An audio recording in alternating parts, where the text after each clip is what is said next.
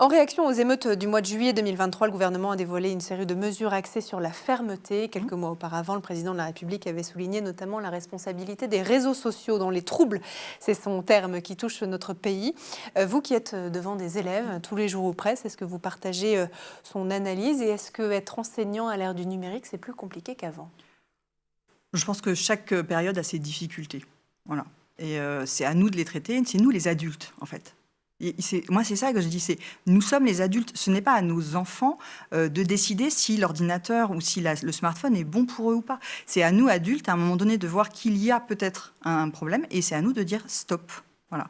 Donc votre démarche, c'est d'aider quelque part les élèves. Et nous, on aimerait aider les parents aussi à aider leurs enfants. Et on est très favorable à ce qu'on appellerait une école des parents, enfin, on est des lieux où on puisse discuter de tout ça, que les parents puissent venir parler. Et on se rend compte, quand on regarde des reportages ou quand on parle à des médecins, que les parents n'ont pas forcément de tabou là-dessus. Et notamment les personnes qui ont besoin d'être aidées parce qu'elles sont éloignées du numérique par leur culture, par le fait qu'ils n'aient pas le temps, parce qu'ils ont un travail qui n'utilise pas le numérique et qui n'ont jamais appris à s'en servir.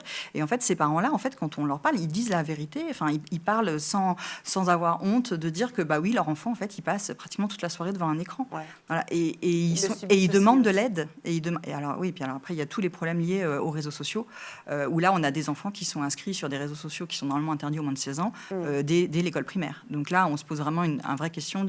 Et c'est des parents qui... Enfin, on a plein de parents qui ne savent pas mettre un contrôle parental en place, qui pensent qu'acheter un smartphone, ça va permettre à leurs enfants de faire des études extraordinaires.